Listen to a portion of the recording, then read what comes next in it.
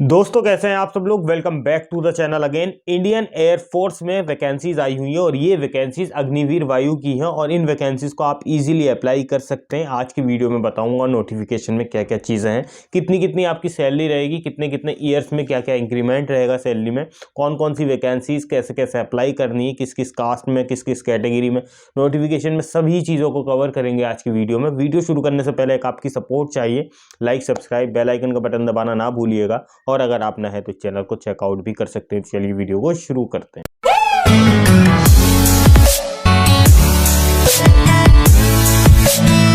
दोस्तों ये vacancy Indian air force के अंदर निकली हुई है और ये अग्निवीर वायु इंटेक 01/2025 के लिए है। एग्ज़ाम होने जा रहा है इसका ऑनलाइन 2024 के अंदर और 3 जनवरी 2024 को इस वेबसाइट पे पोस्ट की गई है जो वैकेंसी। जॉइन इंडियन आर्मी ने एक नोटिफिकेशन रिलीज़ किया है और ये नोटिफिकेशन किसके लिए है? अग्निवीर एयर इंटेक 01/2025 के लिए।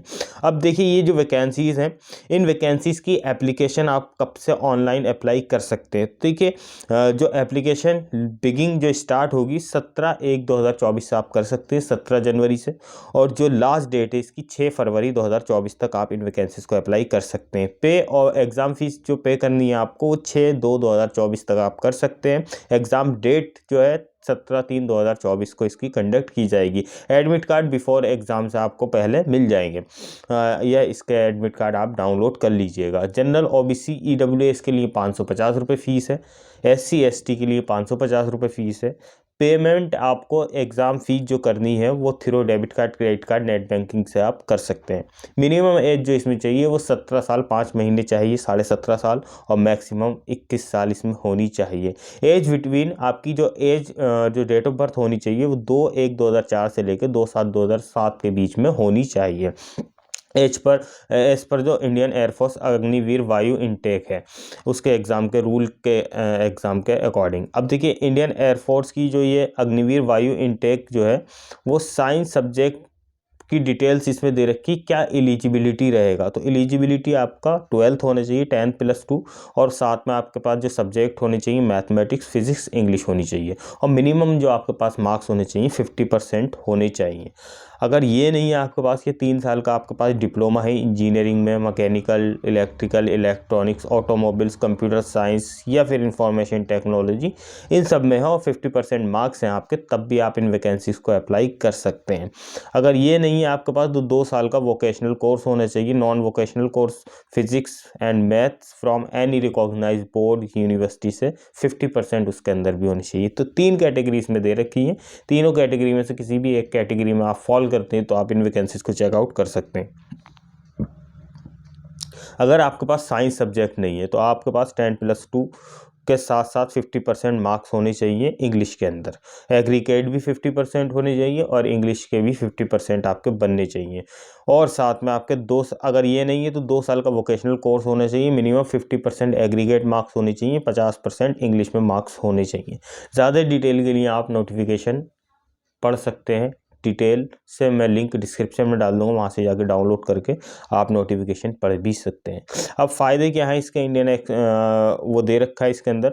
अब लीव्स कितनी मिलेंगी आपको, तो लीव्स इसमें 30 डेज मिलेगी, जिसमें sick leave, medical advice based every year there will be some kind of benefit. Agnipath scheme, जो अग्निपथ स्कीम है उसके अकॉर्डिंग आपको हर साल बेनिफिट इसमें मिलेंगे। फर्स्ट ईयर में जो आपकी मंथली पैकेज रहेगा वो 21,000 रुपये आपको मंथली हैंड में, मतलब आपके हैंड में मिलेंगे 21,000 रुपये। वैसे 30,000 रुपये मंथली इसमें सैलरी होगी, इसमें 9,000 रुपये आपको 30% आपके फंड में जमा हो जाएंगे। सेकंड ईयर में 33,000 रुपये सैलरी रहेगी, 23,100 रुपये हैंड आपको मिलेंगे, 9900 रुपये आपके फंड में जमा हो जाएंगे। थर्ड ईयर में आपका 36,500 सैलरी रहेगी, फंड में सबमिट हो जाएंगे, 25,580 रुपये आपको मिलेंगे। ऐसे ही फोर्थ ईयर में आपको 28,000 रुपये आपकी सैलरी हो जाएगी, 12,000 रुपये आपके फंड में जमा हो जाएंगे। टोटल 5,02,000 रुपये इसमें बनते हैं। और इसी तरीके से एग्जिट 4 साल के बाद जब आप निकलेंगे तो 11.71 लाख रुपये Seva Nidhi package, skill get certificate आपको मिलेगा और फिर 25% will be enrol regular cadre Indian air force. अब ये सारी चीज़ें इसके अंदर दे रखी हैं। अब इसके नोटिफिकेशन पे मैं आपको लेकर चलता हूँ। तो नोटिफिकेशन में भी वही सारी चीज़ें हैं जो मैंने आपको ऑलरेडी बता दी हैं। इसमें थोड़ा डिटेल से दे रखा है, और डिटेल से भी कि आपका जो सिलेबस वगैरह रहेगा। इसमें 2 टाइप के एग्जामिनेशन कंडक्ट होंगे। सबसे पहले एग्जामिनेशन पे ही चलते हैं। फेज़ 1 में जो एग्जामिनेशन ऑनलाइन कंडक्ट होगा उसमें देखिए साइंस सब्जेक्ट में से क्या क्या आएगा। 60 मिनट्स का टाइम मिलेगा आपको। फिजिक्स, मैथमेटिक्स, इंग्लिश में से आएंगे, और CBSE का जो सिलेबस है उसके अकॉर्डिंग इसमें आपके क्वेश्चंस आएंगे। अदर देन साइंस सब्जेक्ट के जो है वो 45 मिनट्स का रहेगा आपका। English as per the reasoning, general awareness में रागा से आएंगे आपके। इसी तरीके से साइंस सब्जेक्ट के अदर देन साइंस सब्जेक्ट अगर आपके पास, तो उसमें क्या आएगा, जनरल अवेयरनेस और रीजनिंग 10+2 CBSE सिलेबस के अकॉर्डिंग इसमें आपका जो सिलेबस रहेगा वो आएगा। बाकी इसका नोटिफिकेशन में आप चेक कर सकते हैं। बाकी इसमें जो एग्जामिनेशन ये होगा फिजिकल फिटनेस टेस्ट, उसमें 1.6 किलोमीटर रन आपका 7 से 8 मिनट के बीच में चाहिए। मतलब 7 मिनट के अंदर में मेल का होना चाहिए, 8 मिनट के अंदर में फीमेल का अंदर होना चाहिए। मेल कैंडिडेट के लिए क्या रहेगा, वो दे रखा है 10 पुशअप आपके 1 मिनट के अंदर होने चाहिए। इसी तरीके से 10 सिटअप आपके 1 मिनट के अंदर होने चाहिए। फीमेल कैटेगरी कैंडिडेट्स के अंदर लिए भी दे रखा है क्या क्या चीज़ें होनी चाहिए।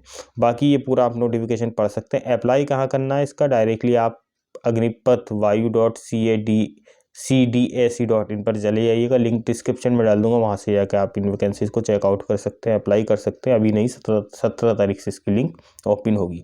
किसी सपोर्ट की ज़रूरत पड़ती है कमेंट बॉक्स में लिख सकते हैं। उम्मीद है दोस्तों ये वीडियो आपको पसंद आई होगी। ऐसे ही बने रहिए, लाइक करते रहिए, सब्सक्राइब करते रहिए। फिर नेक्स्ट वीडियो के साथ मिलते हैं। Thank you very much.